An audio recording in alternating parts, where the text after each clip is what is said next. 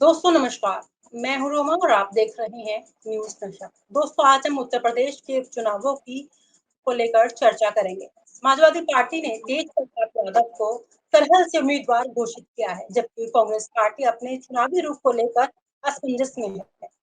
क्या ये घटनाएं यूपी की राजनीति में बड़े बदलाव का संकेत दे रही है?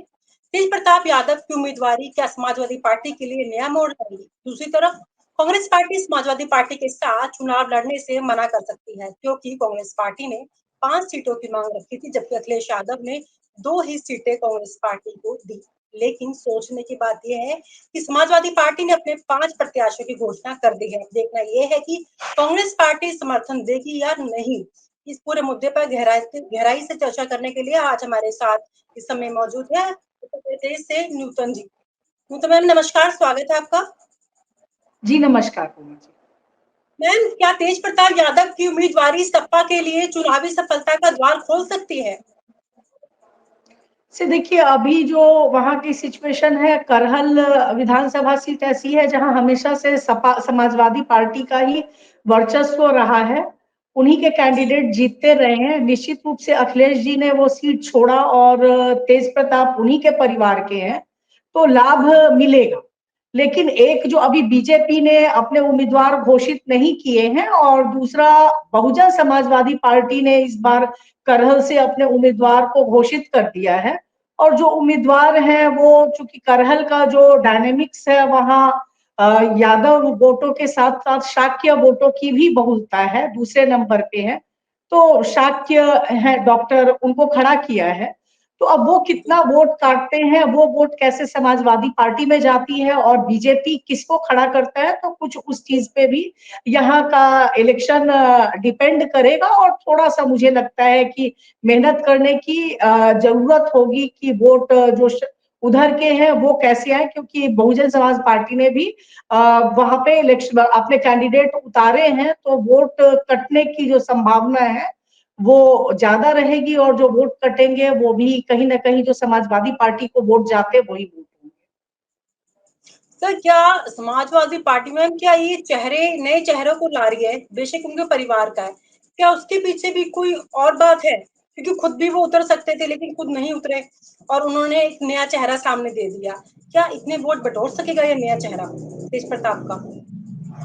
जैसे देखिए वहाँ मायने अखिलेश यादव जी रखेंगे, डिम्पल जी रखेंगी, क्योंकि मैनपुरी आसपास का जो भी इलाका है वो इलाका मुलायम सिंह यादव जी के बाद अखिलेश यादव और डिम्पल यादव दो के ऊपर डिपेंड करता है। चेहरे भले ही कोई भी खड़ा हो, वो इलाके में चेहरे तो वही होंगे, अखिलेश यादव जी होंगे, डिम्पल जी होंगी। क्योंकि मैनपुरी से जब मुलायम सिंह जी की जगह डिम्पल यादव ने ही चुनाव लड़ा और वहां से जीती भी, तो वो मुझे नहीं लगता कि चेहरा नया है वो बहुत मायने रखेगा। क्योंकि मैसेज तो यही देना होगा कि हमने भले सीट छोड़ा है लेकिन हमारे ही परिवार का है और हमारा पूरा कंट्रोल रहेगा, हम किसी और को नहीं, हम ही है वहां पे। जी, वैसे देखा जाए तो मैंने इस समय समाजवादी पार्टी की स्थिति क्या है यूपी में, पूरी यूपी ऑल ओवर देखा जाए तो?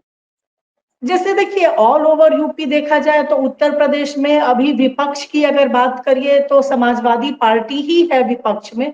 या तो बीजेपी है या समाजवादी पार्टी है। बहुजन समाजवादी पार्टी के जो वोट बैंक है वो वोट बैंक तो ऑलरेडी है, लेकिन वो चूंकि पिछला भी चुनाव हुआ तो वहां जो तेवर पहले होते थे वैसे तेवर बहुजन समाजवादी पार्टी के दिखने को नहीं मिलते हैं। तो उस लिहाज से अगर बात की जाए तो उत्तर प्रदेश में अभी तो विपक्ष की भूमिका कह लीजिए या अपोजिशन बीजेपी के अलावा अगर कोई पार्टी दिखती है तो वो समाजवादी पार्टी दिखती है। और बहुजन समाजवादी पार्टी का स्थान कुछ कुछ कह लीजिए अगर तो चंद्रशेखर रावण जी हैं, तो वो उनके सब्स्टिट्यूट के रूप में उभरते दिखते हैं। जी जी जी। मैम, ये जो अभी समाजवादी पार्टी ने कांग्रेस पार्टी को 2 सीट दी है, लेकिन कांग्रेस पार्टी ने 5 सीटों की मांग रखी थी, तो इस पर क्या राय है आपकी? क्या कहीं वो अलायंस तोड़ तो नहीं देगी कांग्रेस पार्टी, या फिर उनको चलना चाहिए, 2 सीटें लेकर ही कंटिन्यू करना चाहिए समाजवादी पार्टी के साथ? आपकी क्या राय है इस मुद्दे पर? जैसे देखिए, मुझे लगता है कि अभी तक कांग्रेस ने अपने उम्मीदवार घोषित ही नहीं किए हैं किसी भी सीट पे, जबकि समाजवादी पार्टी ने अपने उम्मीदवार हैं वो घोषित ऑलरेडी कर दिए हैं। कुछ ही सीट बचे हैं ऑलमोस्ट, जो उपचुनाव होने हैं आधे से ज्यादा सीटों पे उनके उम्मीदवार ऑलरेडी तय हैं। तो ऐसे में अगर कांग्रेस उम्मीदवार खड़े करती है या अलायंस के लिए भी कांग्रेस के पास कुछ ही सीटें बचती हैं, और अगर कांग्रेस चुनाव नहीं लड़ती है तो भी वो वोट है वो तो जो वोटर है वो कहीं तो वोट देंगे, तो वो समाजवादी पार्टी को ही वो वोट जाएंगे। अगर कांग्रेस पार्टी वापसी कर लेती है अलायंस से, तो क्या उसको लॉस होगा या फिर वो कुछ अच्छा दिखा पाएगी इस बार, अपना अच्छा प्रोग्रेस कर पाएगी यूपी में कांग्रेस पार्टी?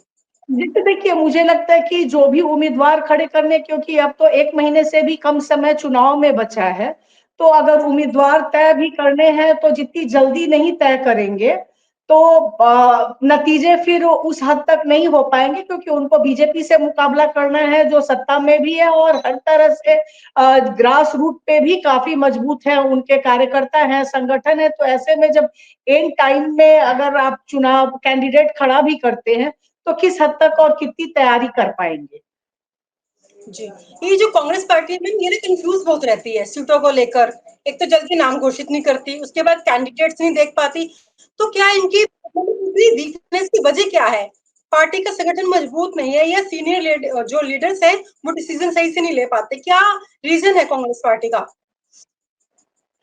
अब जैसे देखिए, ये तो बेहतर वही बता पाएंगे, लेकिन कहीं भी जो चुनावी पॉलिटिक्स में जब उतना संगठन मजबूत नहीं है तो अगर कैंडिडेट को भी पता हो कि उसको चुनाव लड़ना है तो वो वहां पे अपने क्षेत्र में मेहनत करेगा, संगठन तैयार करने की कोशिश करेगा। लेकिन बिल्कुल अगर चुनाव के 15 दिन पहले, 20 दिन पहले अगर आप अपने कैंडिडेट बताते हैं कौन चुनाव लड़ेगा, वो क्लियर नहीं है, तो निश्चित रूप से कहीं ना कहीं पार्टी को उसका नुकसान होता है। और शायद यही वजह है कि इनडिसिसिवनेस की वजह से उत्तर प्रदेश में कांग्रेस पार्टी दिनों दिन कमजोर ही होते जा रही है। तो जिस तरीके से वो और सीटों की मांग कर रही है इस समय अखिलेश यादव से, तो क्या वो दे पाएंगे सीटें जो 5 सीटों की मांग कर रही है, या दो में तो ही देखिए, समाप्ति अब कर उनका देंगे?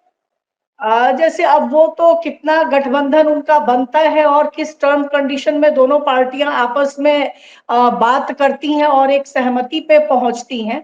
लेकिन अब चूंकि बहुत कम समय चुनाव में बचा है तो मुझे नहीं लगता कि सीटों के बंटवारे को लेके उस हद तक बहुत कुछ गठबंधन हो पाएगा। ज्यादातर समाजवादी पार्टी ही चुनाव लड़ते दिखेगी। और एक ये भी है कि कई बार जो सोशल मीडिया में भी और ये चीजें आती कि आज अब गठबंधन टूट गया और इस तरह की तमाम बातें, तो हो सकता है वो बीजेपी की भी रणनीति हो, एक मिसलीड करने की लोगों को कोशिश हो, जो इनके सपोर्टर वोटर हैं अपोजिशन के, कि उनमें एकता नहीं है। अंदर खाने में दोनों पार्टी के नेताओं के बीच में क्या बात हुई है, उनकी क्या रणनीति है, वो बेहतर वही समझ सकते हैं और बता सकते हैं इसको।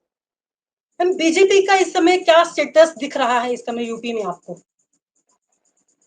तो देखिए, बीजेपी की जो रणनीति रही है वो अपने रणनीति पे बखूबी वर्क भी कर रही है। और कहीं ना कहीं वो देखिए, जो अभी बहराइच का मुद्दा ले लीजिए, मुजफ्फरनगर में भी थोड़ी बहुत तक उसी तरह की सांप्रदायिक ताकि स्थिति देखने को मिली।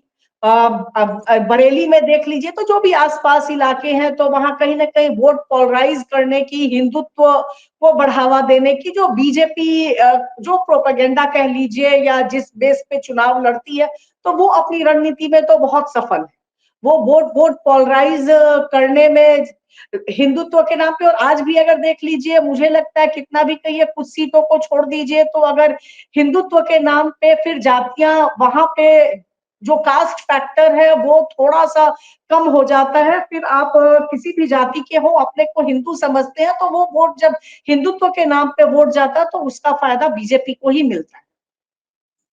कुल मिलाकर कि बीजेपी भी अपनी जमीनी स्तर पे अच्छा काम कर रही है। बीजेपी देखा जाए और समाजवादी पार्टी देखी जाए तो दोनों अपने स्तर पर अच्छा काम कर रही है, लेकिन जो कांग्रेस पार्टी है वो कहीं ना कहीं शुरुआती तौर से ही वीक नजर आ रही है। ये कहना चाहते हैं आप? जैसे नहीं, मैं ये कह रही हूँ कि जनता के बीच में नाराजगी भी है, लेकिन अपोजिशन किस तरह से उसको भुना पाती है, क्योंकि जो अभी बीजेपी सत्ता में है और पिछली बार भी सत्ता में रही थी, उन्होंने इस दौरान अपने संगठन को बहुत मजबूत किया। और वो संगठन अगर बीजेपी की कार्यशैली को देखिए तो कई बार कई जगह छोटे छोटे जगहों पे उन्होंने उस तरह से लोगों को डिप्लॉय किए हैं। और अब तो जो भी अगर पॉलिटिकल पार्टी अगर धन बल की भी बात करिए तो बीजेपी के आगे कोई और पार्टी ठहरती नहीं है। तो जिस पार्टी से मुकाबला करना है वो अभी सत्ता में है, उनके पास सत्ता की भी ताकत है, धन की भी ताकत है। जबकि विपक्षी पार्टी अभी उस सत्ता में नहीं है, तो उनके तो जो कार्यकर्ता हैं वो उनका अभी से ही दमन भी किया जा रहा है, डर भी रहता है उनको। जैसे अगर यहीं का देख लीजिए, जहां जहां दंगे भी हुए तो वहां जिस तरह से चीजें प्रेजेंट की गई, तो जो अगर नुकसान या जो इंसाफ की बात है, तमाम घर तोड़े गए तो सारे लोगों ने तो दंगा नहीं किया होगा, लेकिन वो एक खौफ डर का जो साम्राज्य होता, तो कहीं ना कहीं वो भी वोटर कई बार डर से किस हद तक बूथ पे जाते हैं, क्योंकि हर व्यक्ति को पहले अपनी सुरक्षा दिखती है। तमाम मुकदमे हैं, पता लगता है कि सत्ता पक्ष के लोगों पे तो उस हद तक मुकदमे नहीं है, विपक्षी पार्टियों पे ही मुकदमे हैं, या उनके जो सपोर्टर पे मुकदमे हैं, पकड़ के जेल में डाल रहे हैं। तो वो वोट डालेंगे कहाँ? वो उनका जो भी अपने जगह पे जिसको बूथ तक ले जा सकते थे, जब वो वहां है ही नहीं, तो कैसे उस चीज को अंजाम दे पाएंगे? तो बीजेपी से हर फ्रंट पे विपक्ष की लड़ाई है। तो जब तक पूरा विपक्ष एकजुट होके मजबूत होके नहीं लड़ेगा, तब तक चुनौती रहेगी विपक्ष के लिए। जी मैम, बहुत बहुत शुक्रिया तमाम जानकारी के लिए। नमस्कार। और आप हमसे जुड़े रहने के लिए सब्सक्राइब करें YouTube पर, फॉलो करें Twitter पर और लाइक करें Facebook पर। और ज्यादा जानकारी के लिए आपको टाइप करना होगा सिर्फ न्यूज नशा।